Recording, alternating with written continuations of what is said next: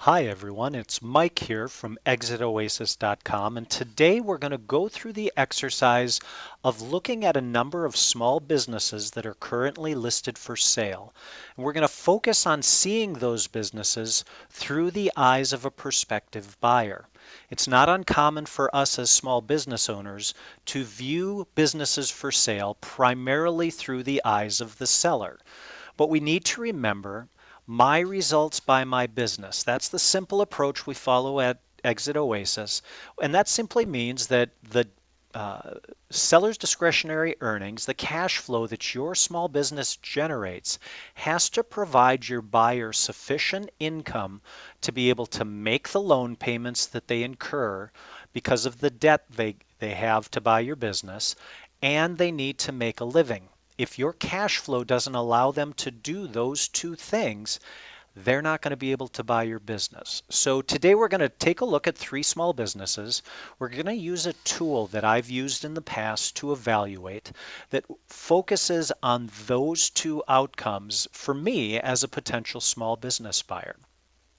So the first business we're looking at is a coffee shop in Milwaukee, Wisconsin.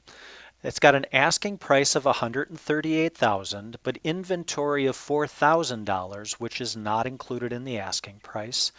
So we're going to go ahead and plug in $142,000 here for that asking price. And then we're showing seller's discretionary earnings, which in this case is the profit the business generates plus the owner's income at $27,257.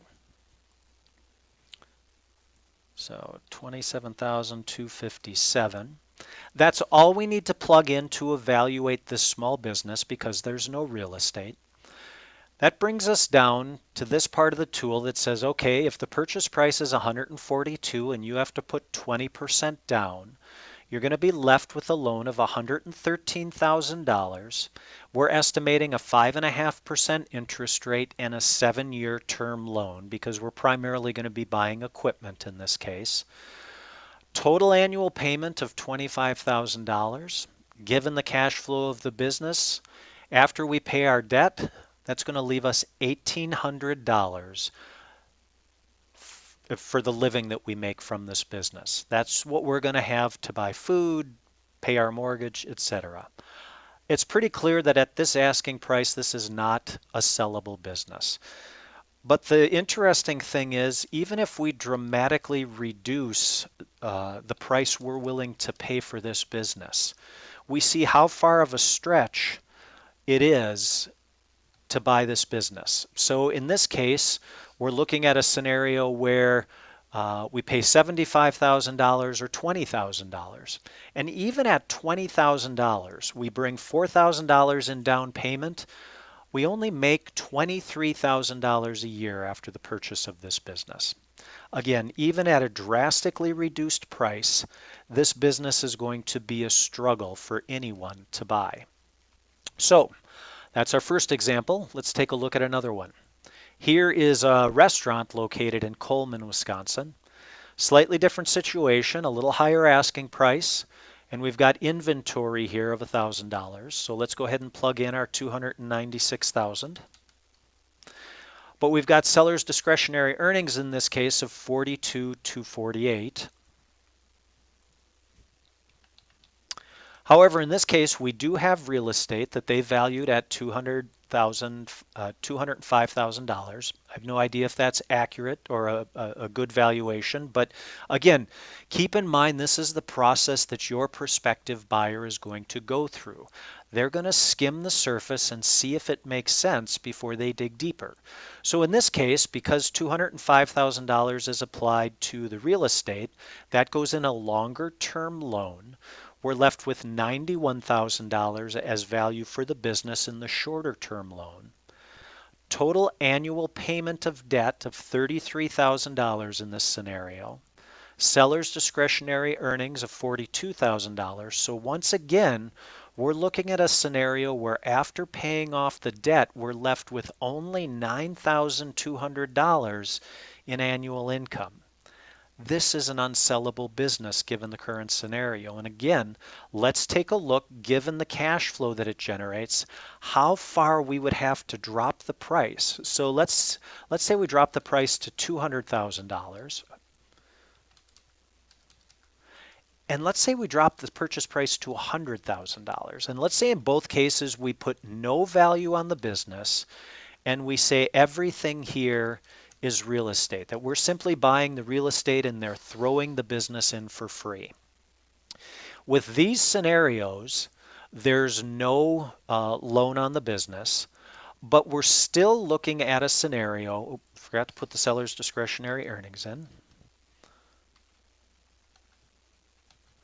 In these scenarios, even if we dramatically reduce the price, we're still only looking at an income of $34,000 if we drop the price all the way to $100,000. So about a third of their asking price, and we are still making only a modest income after we service the debt for the purchase of this business. Again, folks, an unsellable business. But the reality is that even Biz Buy Sell, where I'm pulling these listings from, states that most small businesses that list for sale, of those businesses, only about 20% will actually ever sell. Let's take a final example. Here we've got an asking price of $895 on an automotive repair shop in Milwaukee, Wisconsin. We've got real estate valued at $400,000 that's not included in the asking price. So again, let's go here and plug in the asking price, including the real estate. Let's put the cash flow of $233,505 in. And again, the value of the real estate in this case is $400,000. Here we see ourselves in a situation where we've started to get a little closer to a business that might be viable. Here, after we service the debt of $192,000 a year, we're seeing an income that might be livable. But here's the problem, even with this scenario. How many people do you know that have $220,000 sitting in the bank to use for a down payment that are going to be satisfied with an annual income of $40,000? So here again, if we dramatically reduce our asking price,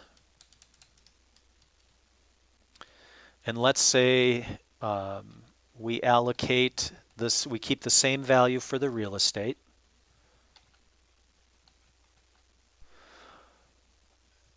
At $750,000, 30 or 40% below their current asking price, now we're seeing an income in the 138 range, where again, our down payment has also dramatically dropped. So again, here you've got some numbers that you might be able to work with, depending on how much flexibility the seller has with the purchase price. Now, here we've looked at 3 separate small businesses for sale. And what we've seen in each case is they create a dramatic challenge for a potential buyer who is simply trying to achieve these basic goals of making a living and paying their loan payments. It's really important that you, as a small business owner, when you consider the upcoming sale of your business, that you consider the buyer's perspective and the buyer's basic need to do these 2 things. If you do, you can build a business that you can leave when you want, the way you want. Learn to leave. ExitOasis.com.